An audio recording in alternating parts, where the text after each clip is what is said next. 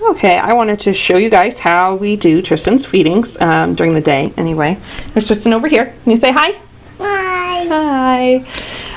That's normally where he likes to hang out during his feedings. He just kind of hangs out on the couch and watches cartoons. Or sometimes we do his backpack. There's little Miss. Anyway, we use the Zevex Infinity Pump, or I guess it's also Moog now. Not so impressed with them, however. Anyway, we have our bag here. I just fill it up. I don't measure it out. I just fill it all the way up, make sure there's no air bubbles in there, and then I put it in the fridge in between feedings. We have a little hook that's one of those 3M hooks that don't cause damage to your wall. Anyway, that has been there basically since Tristan was born, so for 3 years now. So I can just hang his bag right from there on the wall. So we're going to come down here to the pump. We're going to open up the door. Sorry if the video is a little bit crazy for me doing this one-handed. Anyway, we have the cassette here. I'm going to take it and wrap it around. Just this little round spot right there. There's only one way for this cassette to go in the pump, so don't worry that you're putting it in there wrong. If it doesn't go in, then it's, you know, not that way. Anyway, the cassette just pops right down in there. We're going to go ahead and close the door, make sure that's closed all the way or the pump won't work. I'm going to turn this on. Tristan, come here. What? Come here. Okay, I'm going to set this down. I have Tristan's extension right here ready to go. This has a med port cover on it. I sell these at www.hyenacart.com/Tubalicious Tushies. You can also find me on Facebook as Tubalicious Tushies as well. I do updates there all the time and post pictures of what I'm going to stock and stuff like that in the store. Anyway, so here is Tristan's extension. I'm going to go ahead and open that up. This is the Christmas tree adapter on the end of the tube. We're going to go ahead and push that in. You want to make sure it's pushed in there nice and tight so it doesn't pop right back out again. If you have problems with this popping open, there's the AMT clamp, which works with AMT or the McKee or pretty much any type of extension or tubing that you have. If you have a peg tube, it should work with that as well. If I had thought about it, I would have gone and grabbed ours. But it wraps around this end and then stretches to wrap around underneath the med port over here, and it keeps the two connected. So if you have problems with it popping open, especially we had that a lot with NG tubes, where they would, you know, just like pop out in the middle of the night and feed everything else. That can really help with that. My med port cover keeps that med port closed so you don't feed the couch or the bed or the car seat or the floor and everything else. So there's that. So basically it's all ready to go. Now we're going to hook it up to Tristan. Come here, Boo. He's hiding. Can I get your button, please? No. Yes. Come on. So helpful. Tristan? Tristan. What? As you can see, we fed the couch here yesterday. So I need to take the couch apart. Tristan, come out right now. 1. Thank you. Okay. I'm going to go, here's Tristan's button. We use cloth G2 pads. This is one that I made, which is Christmas Ooga Booga. But those seem to help a lot with granulation tissue. Ooga Booga Button Buddy. What'd you say? I want to see a Booga Booga Button Buddy. An Ooga Booga Button Buddy? Dad, Nope, I want to tell them. Well, tell them. He's so helpful today. You got crazy hair today. Okay, let me hook up. Sit. Can you sit, please? Thank you. Okay. Now you'll see. Now we're about due to replace this button. It's been here for a little while, but there. Tristan, sit up, please. Like I will do it. Tristan. Like I will do it. He's so helpful these days. 3-year-old. Stop right now. Stop. Look at me. Stop. I need to hook up your tubie. I want to hook up my tubie. Yeah, he thinks he can do it. Sometimes he can. Hang on. Let me turn it around. Sorry, it's kind of blurry for me moving. There is a little black mark on the end of the tube, and there's a little black mark right here on his button, too. You're going to line up those black marks, and you're going to push it in.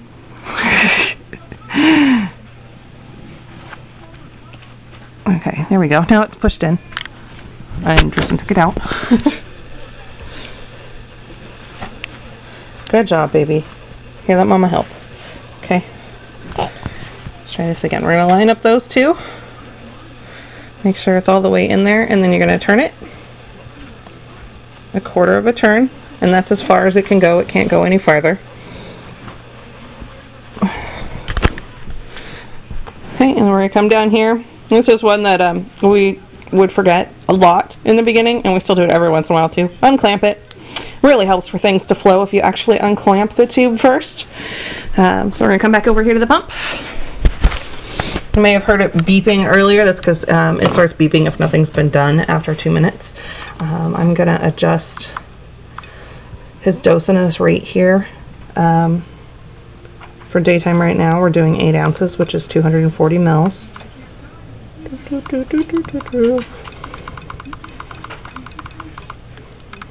And since we switched to the blenderized diet, he can now handle this at full rate. We probably could syringe feed him now. I just prefer to do it by the pump. It just seems to be easier on him if we do it on the pump. Anyway, so we set it at 600 mils an hour. That's as fast as the Infinity pump goes. And 8 ounces, which is also 240 mils. I checked to make sure this is clear. See how that's at 39 mils, and I have no idea why it's at 39 mils right now. Make sure that is clear. If that is partway through a feeding, and it has a number there, and you don't realize it, and you start your next feeding, it is going to start from that number. So they'll be shorted their feed if you don't check that first. So I make sure that's clear. If you press this same button again, this is the volume total button. If you press that again, that'll give you you know, what the total has been, all of the feeds together since the last time you cleared that. So that's for us from yesterday. That is what he gets essentially in 24 hours. If you come up here, this feed interval button, I have that set up for nighttime. This is set up to go off every 3 hours. Trista does not handle continuous feeds very well. His reflux goes crazy. It wakes him up all night long. So I run for his nighttime feeds, I run him over an hour every 3 hours. So it'll run for an hour, and then it'll pause for 2 hours, and then it'll start again and run for an hour, and then it'll pause for 2 hours. This was an awesome tool for us.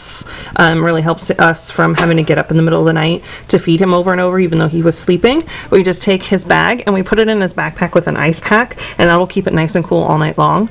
If your feedings exceed 500 mils, or, well, the bag can really hold more like 600 to 700 mils.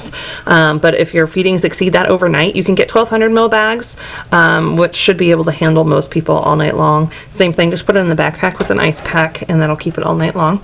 So anyway, this is all ready to go. I just leave the feed interval on there. I don't turn it off during the day, even though we don't do feedings every 3 hours during the day. That's all ready to go. If you need to, when you first hook up the bag in the morning, you know, you fill up your bag if your tube's not primed, if you're not hand priming. There's another video on feeding tube awareness that shows you hand priming, which is awesome. If you have formula, it goes so much faster than priming with the pump. With a blenderized diet, it still seems to go better for us if we prime with the pump. But anyway, you would just hook it up just like this without it being attached to your child over here. And then you would just push the prime button until the food went all the way through. It'll beep at you, and you have to hold it, and it'll tell you to stop, to let go. So, but that just runs the food through manually. But we're all ready to go through it for his feeding. So I am just going to push this button right here. This is the run pause button. And I'm going to let that go. Because we do a blenderized diet, the food kind of seems to thicken up when it's sitting in the fridge in between his feedings. So normally when I first hook him up, I will go ahead and hit prime for a couple of seconds first, just to kind of get things moving again. Otherwise it seems to alarm no food in almost as soon as we start his feeding. That's normally the first thing that I do if we get alarms. If it says no food in or no food out, I normally hit prime for a couple of seconds. And I will check Tristan. Okay, we'll get you some in just a second. I also check Tristan, the tube down here, to make sure he's not like laying on it and it's, you know, pinched off or something like that. Those are normally its two biggest things. A lot of times you'll get air bubbles, little air bubbles in the tube. Once that gets in there, there's a little light that shines through the tube as it's running. If it spots an air bubble, it's going to error out on you and tell you there's no food or no flow in. Just hit prime for a couple of seconds if you know there's a little air bubble in there. That'll run the air bubble through the tubing, and then start it up again, and normally that'll work. Sometimes it gets clogged up right here where the food comes in to the bag. The easiest thing I found to get rid of that is just to rub on the very back of the port like where it's the food's going in, and that'll tend to break up any little clogs that get stuck right there. Same thing, hit the prime button again, make sure everything's running okay, and then start it back up. If you're still having problems after all of that, at that point you may want to either rinse out the bag, totally flush it all with water, and try again, or do a whole new bag. Generally, we only keep having problems if there's a hole in the bag somewhere that it tends to freak out. Or we've had like this whole bottom part, that is our biggest issue since they've switched to Moog. This whole bottom part comes off and we feed, like, totally fill up his backpack, which is so nasty with everything. Let's see, what else? Oh, yeah, if you're doing a blenderized diet, you need to watch Laura's video. There is, on the inside of the cassette, there's a little knob that's in there that you can break off if you do a blenderized diet or a really thick blend. If you we break that off every single morning, which essentially turns this from a pump bag like this to just a gravity bag, where you could just hang it up on the wall and it'll just feed. And little Miss is helping. She likes to steal Brother's Tubi all the time. But that has been awesome for us, or if you're doing a blenderized diet, to remove that. That will seriously cut back on any alarms that you're having. That's pretty much everything that I can think of at the moment. If you guys have any questions about anything, yeah, when this is done, it'll say dose done, and then we just turn it off. And, you know, I put the bag in the fridge for the next feeding, and this just kind of hangs out. And I flush out his tubes, too, to keep it all nice and clean. But you can put that in the fridge, too. Anyway. I know. I will help in just a second. Anyway, if you guys have any questions, feel free to leave me a message, or you can contact me at TwoDeliciousTushies too. My email for that is twobetushies@gmail.com. So, you know, feel free to leave me a message and ask any questions that you guys can think of. Thanks, guys.